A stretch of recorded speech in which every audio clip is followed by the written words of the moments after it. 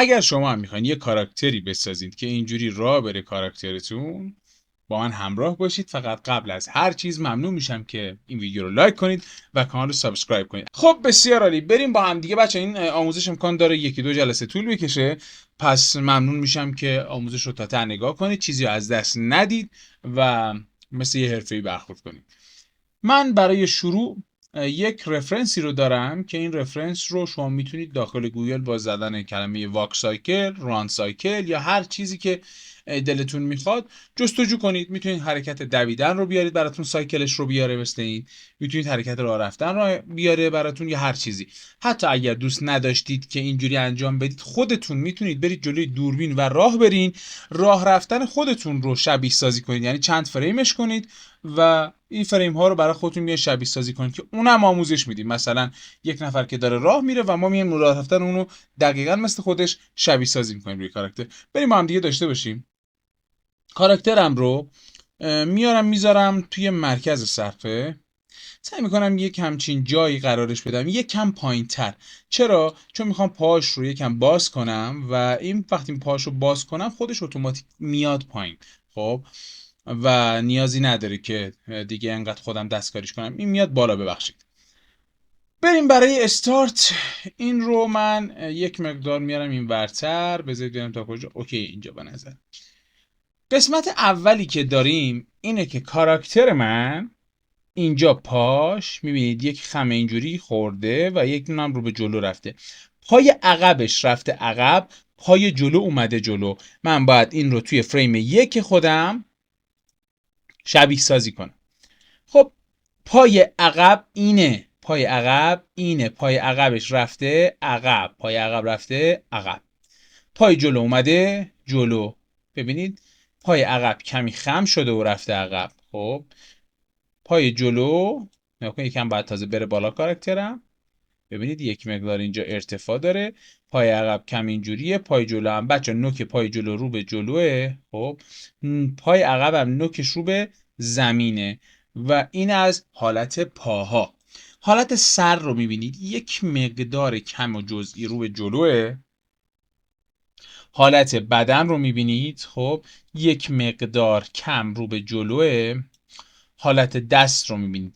بچه دست ها این رو خودتون تست کنید، دست ها مخالف حرکت میکنن. وقتی این حرکت میکنید خب دست ها با پاهاتون توی جهت مخالفی، دست جلو، دست راستتون وقتی میره جلو، پای چپتون همزمان باش میره جلو. این رو توی راه رفتن خودتون میتونید ببینید. اینجا هم که دیگه کاملا مشهوده. خب یعنی الان دست موافق خودش خب این اومده جلو، کمی خمش میکنم، دست مخالف اومده عقب. این دقیقاً چیزیه که ما توی فریم اولمون داریم. خب بچه ها تعداد فریم هاتون باید با هم دیگه مساوی باشه. خب پس من چیکار میکنم؟ میگم توی فریم یک این اتفاق افتاد، یک دو مثلا سه فریم میام جلو، یعنی از اینجا شمردم یک دو سه فریم اومدم جلو. توی این فریم میام حرکت بعدی رو میسازم. خب میگم توی حرکت بعدی من این پا کمی خم شده. ببینید این پا برای خم کردنش الان به یک اشکالی خوردیم که این اشکال رو باید برطرف کرد. چطوری باید برطرفش کنیم؟ میایم توی فریم اینجا. خب اینجا اوکی خم میشه، درسته؟ ولی اینجا پا میشکنه وقتی میخوایم خمش کنیم.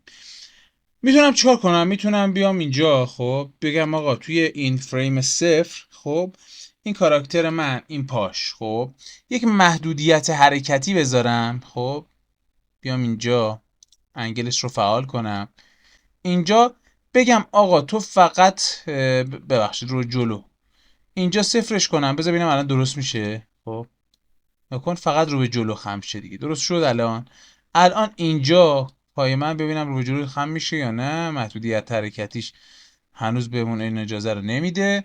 یک مقدار کمترش هم کنم این محدودیت حرکتی رو، یه مقدار منفیش هم کنم، حتی چه بسا کمکم کنه این جلو. اینجا دیگه بذار ببینم. آخ من اون پا رو اینجوری کردم فکر کنم پایی که رفته عقب، پایی که اومده جلو رو باید این کارو کنم. ببخشید این رو انجام بدم و پایی که اومده جلو منفی 10 مثلا بذارم روش. خب حالا میام اینجا، الان میبینید درست شد خودش اتوماتیک، اصلا نیاز نبود دیگه خودم درستش کنم. حالا میام اینجا ببینید این مشکلات رو سر راه باید حتما برامون به وجود بیاد بچه‌ها. اگه این مشکلات باشون برخورد نکنیم نمیتونیم حلشون کنیم. کنید پا اینجوری صاف بوده رو به جلو، یکم صافترش کنم. ببینید اینجا زیادی این انگله رو دادم، یک مقداری باید کم کنم که پا این قابلیت رو داشته باشه که یه مقدار خم شه. پس من اینو میذارم روی 0. خب بذار ببینم الان با 0 اینجا حل میشه مشکلم اینجا. خب این اگه بیاد اینجا آره میشه صاف شه. خب اینو الان وقتی میارم اینجا به این صورت قرارش میدم توی این، یعنی این یکی، خب و توی حالت لوه. بعد توی حالت لو بچه نگاه کنید یه مقدار اومده پایین، یه خطی اون بالا اگه ترسیم کنیم یه مقدار اومده پایین. خب اصولش اینه بچه، یه خطی رو اینجا ترسیم کنین برای خودتون. این خط رو اگر بذارید ترسیم کنم اصلا، بذارید چرا یه کاری کنیم که کار اصولی نباشه. من خط رو میام ترسیم میکنم، یه خطی رو اینجا بیام و بگم آقا یه فیل تعریف میکنم. خب میگم آقا این فیل من این خط مرجع منه. خب وقتی توی یه حالتی ثابتیه بذارید من ببینم توی این فریم 1. خب یعنی باید بره بالاتر توی فریم 1 اینجاست، فریم 1 تغییر نکرده نسبت به این دیگه باید بسنجم. خب اینو من میبینم، میتونم حتی بیام استایلش رو عوض کنم، بگم استایل شما مشکی باشه آقا. این خیلی میتونه کمک کنه و این مشکی رو من میخوام فقط فیل داشته باشه و کریت شیپ رو بزنم. این اوکیه تا اینجا. بعدش برمیگردم و استایل رو اصلا نمیخوام دیگه، میام روی کاراکترم میگم که آقا اینجا کمی شما باید دیگه نشست داشته باشی نسبت به، بذار ببینم اینجا کمی فاصله‌اش چیزه، اینجا باید یکم بیاد پایین‌تر. این خطیه که ما در نظر میگیریم. بذار ببینم اینجا نسبت به سرش بسنجم، خطه بذارید یکم بره بالاتر که من کارم درست باشه، کارم اصولی. ببین الان اینجا بازم باید بره بالاتر، اینجا الان دقیقاً یک خط مماسی رو تشکیل میده با موهای کاراکتر من اینجا و اینجا داره نشست میکنه. این نشسته ببین چقدر فاصله داره، یه مقدار دیگه هم حتی میارمش پایین. خب آها اینجا و این رو هم که ببینید زیاد تغییر نکرده این پا، خب فقط یکم بلند شده، خیز برداشته نسبت به این یکی. من اگر اینو خاموش کنم این چسبیده به زمین، اینجا یک مقدار خیز برداشته این پا و حالا ببینید چه اتفاقی میفته. دقیقاً نگاه کنید این پا اینجوری میشه به این شکل. خب و این اتفاق افتاد دستی که انقدر بازه یکم جمع‌تر میشه میاد توتر. خب این دستم میاد عقب‌تر، اوکیه، و سر یکم میاد بالا راست‌تر میشه. خب این اتفاقیه که برای سر و بدن کاراکتر من توی این فریم میفته. حالا از اینجا هم 1 2 3 تا میشمارم و حالا اینجا چه اتفاقی میفته؟ این پا باید راست بشه، سر باید کمی این خط رو بشکنه بره بالاتر. بریم با هم دیگه اوکیش کنیم. اولین کار این باید سر اینجوری یکم بشکنه، خب نسبت به قبلش بره بالاتر. خب انقدر مثلا به نظرم خوبه. این پا ببینید انقدرم زیاد شد. آها پا یکم با زمین برخورد داشته باشه. این پا دیگه با زمین برخورد کنه، زمین رو تاچ کنه کامل. خب این پا همین پایی که جلو بود، خب یکم حتی عقب ترم بیاد اینجا به نظرم خوبه. اوکیه الان. خب این از این. حالا این یکی پا کمی میشکنه میاد جلو، کمی خم میخوره میاد جلو.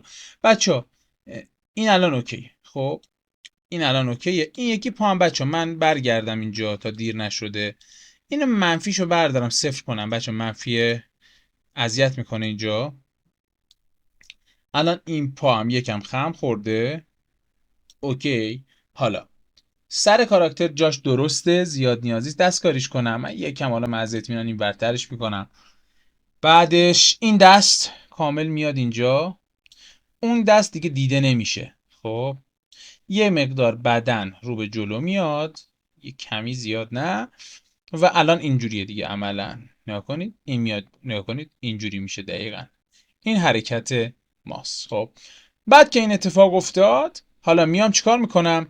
دوباره 1 2 3 اومدم اینجا. خب توی این فریم اون پایی که نگاه کنید توی فریم چندم 10 یادم باشه. خب ببینید نگاه کنید این اینجاست، اون پا اومده جلو، پای پشتی در واقع. خب توی فریم 10 پای پشتی باید بیاد جلو این حدود. خب این حدود قرار میگیره این پا. خب بعد این پا کمی میره رو به عقب، یه نیم خیز بر میداره، یه مقدار کاراکتر ما بازم بالاتر میره. خب ببینید بازم اوکی، الان زیادم دیگه بیش از حد نباید شورشو در بیاریم. این پا کمی زمین رو تاچ میکنه، ببینید زیاد نمیخوام باشم، یه کوچولو میام پایین در حدی که یک ذره زمین رو تاچ کنه. زمین رو حالا شما هر چیزی فرض می‌کنید، یه خط برای خودتون زمین رو در نظر بگیرید. من همین کف ویوپورت هم دارم زمین رو در نظر میگیرم و این الان یه خم خورد این پا، یک مقدار اینجوری تره پای این، ببینید اینجوریه و پا اینجا این حالت رو به خودش گرفته و اوکی اینجا الان اینجوریه به این شکله. این خمایی که میبینید اینجا میخوره توی با قسمت با اکشن ها میتونید درستش کنید. ما اگر موافق باشید توی کامنت ها برای من بنویسید، توی جلسه بعد همینا رو هم توی اکشن ها درست میکنیم دیگه همه چیز بی نقص باشه. من اینو به این شکل اوکی کردم. خب الان اینجا چیکار باید کنم؟ ببینید ما پای پشت الان اومده جلو و این دستم باید بیاد جلو. احتمال میدم این دست بود عقب بود دیگه. بچه هی باید چک کنید، هی باید چک کنید. آره این دست بود، این دست کمی میاد جلو، الان جاش به نظرم خوبه همین دست. خب دست پشت، خب اینجا بنهای تو هم دیگه، یک مقدار دقت کنید. دست پشت کمی میره پشتر، چون پای پشت داره میاد جلو، خلاف داره عمل میکنه. سر کمی راستر وای میسه. خب و اینجا اوکیه. الان این حالت اوکی. 1 2 3. خب بچه من این یادم رفت، این چشم پلکاشم زده بودم توی قبلی و الان پلکا رو داره میزنه. حالا بهتون یاد میدم این پت کردم، چیز خاصی هم نیست که دیگه، قبلا هم آموزش رو دادم. خب اینجا دیگه پا داره تغییر میکنه دیگه، اینجاست که پا تغییر کرده. این پای پشت دیگه این بار باید صاف بشه رو به جلو. سر باید بیاد زیر این خط، بیا پایین اینجا، عالیه. تو میری اینجا یکم میری جلو، باز میشه این پا حالتش. خب اوکی الان و این پا کمی میاد عقب‌تر و این قطعاً و طبیعتاً باید کمی بره بالاتر، انقدری باید بره بالاتر که این پا بتونه زمین رو به این شکل تاچ کنه. یعنی پاها یه جورایی مخالف هم زمین رو تاچ کنن، به همین شکل اینجا و به این شکل هم اینجا. ببینید یکم بیاد پایین‌تر. آها این الان اوکیه. و دست عقب به همین میزان عقب‌تر، دست جلو به همین میزان جلوتر. اوکی و الان این حرکت هم شبیه سازی شد. حالا بریم سراغ اینجا. از اینجا 1 2 3 چشم کاراکتر باز شد. خب اینجا قراره پا دوباره بشکنه، ببینید اینجا میاد پایین تر، ببینید قشنگ اینجا فاصله گرفته از اون خط، میاد پایین تر. ببینید همین حد خوبه. این پا به این شکل میخوره اینجا زمین. خب اینجا زمین رو تاچ میکنه. این یکی پا فقط مدلش یکم اینجوری تر میشه، ببینید یکم بره بالاتر البته. آها این یکم میاد عقب‌تر، تمام شد پاش، که یعنی اینی که داره خیز برمیداره، این پا داره خیز برمیداره. خب اوکی. حالا این اتفاق که افتاد، حالا دیگه توی فریم بعدی بذارید اول دستا رو چک کنم. دست دوباره یک مقدار میاد رو به عقب نرمال تر، اینم یکم میاد رو به عقب تر. حالا توی این فریم بعدی به این سرش هم یک مقدار میاد رو به پایین تر بر فرض. خب 1 2 3 این ستا رو که شمردیم اینجا. خب این که تموم شد نوبت اینه. خب پایی که جلوه الان پا باید ستون بشه. خب کاراکتر میره بالای بالا تا جایی که پا قشنگ روی زمین ستون باشه. اینجا به نظر من جای خوبیه. خب اوکی این تارگت هم میاریم پشتش. حالا این پا دیگه اینجا میاد جلو. خب ببینید اینجا میاد جلو، من این رو ببرم عقب‌تر وقتی ستونه، این میاد جلو. خب ما اینجا اجازه بیشتر از این رو ببینم بهش دادیم یا ندادیم، بذارید ببینم چقدر اجازه بهش دادیم این پا حالت چیز داشته باشه. منفی 70 رو باز کنم من اینجا برای هر دو پا. -70ش بیشتر ما اجازه دسترسی پا داشته باشیم. خب این رو میتونم اینجوری بیارم. الان دیگه دستم بازتره، میبینید اون پا رو بیشتر میتونم بشکنم. پا رو میشکنم قشنگ، این پا رو، این یکی پا ستون شده. خب و دست ها یکی کنار بدن، دستی که عقب بودم میاد اینجا و حالا فقط یک حرکت دیگه مونده که من باید بشمارم الان. خب ببین اینجا توی این حرکت بعدی بازم باید کاراکتر ما بره بالاتر. 1 2 3 تا میشمارم. کاراکتر من خیز کامل رو اینجا دوباره رو به جلو برداره. ببینید این پا میره عقب، اونم به اون شکل خیزش برداشته میشه و این میره بالاتر کمی. این اوکیه. این بعد زمین رو اینجوری تاچ کنه کمی، یک مقدارم بیاد پایین، اب نداره. این بعد کمی مدلش به این شکل باشه. خب و با تمام این اوصاف دست ها، این بار دست جلو، خب ببینید دست عقب بود دیگه. خب دست عقب بود، این بار دست جلو باید بره عقب کمی، زیاد نه، در حدی که توی فریم بعدی کامل عقب نشینیش رو داشته باشه. این دست کمی میاد جلوتر که دیده بشه. خب و با تمام این اوصاف من توی فریم بعدی، یعنی 1 2 3 باید چیو بذارم؟ باید بیام اولین فریمم رو به عنوان آخرین فریم کپی و پیست کنم. یک بار چک میکنم کاراکترم داره خیلی زیبا راه میره. چیکار میکنم؟ بعد از این میام این قسمت رو انتخاب میکنم، انتها رو سایکلش میکنم. ببینیم چی کار میتونه انجام بده کاراکترم. بچه‌ها میبینید یه راه رفتن خیلی خوشگل کاراکتر من داره انجام میده. خب الان یه راه رفتن خیلی حرفه‌ای، تمیز، مرتب. مطمئن میگم خیلی حرفه‌ایه ولی خیلی حرفه‌ای نیست. توی راه رفتن خیلی حرفه‌ای ما باید به خیلی جزئیات کاملتری توجه کنیم. توی قسمت بعد مدل ابرو، نرمی چشمان، حرکت دهن، دماغ و گوش‌ها و همه چیز رو توی این حرکت با هم دیگه شبیه سازی میکنیم و قرارش میدیم و اونجا میفهمید که فرق یه راه رفتن حرفه‌ای با یه راه رفتن معمولی چیه. امیدوارم که از آموزش لذت برده باشید. من فکر میکنم که الان به اندازه کافی این ویدیو طول کشید و کامنت برای من حتما بذارید، سوالی چیزی دارید بپرسید تا قسمت‌های بعدی حرفه‌ای تر و حرفه‌ای ترش کنیم این راه رفتن رو. امیدوارم که لذت برده باشید. خدا نگهدار.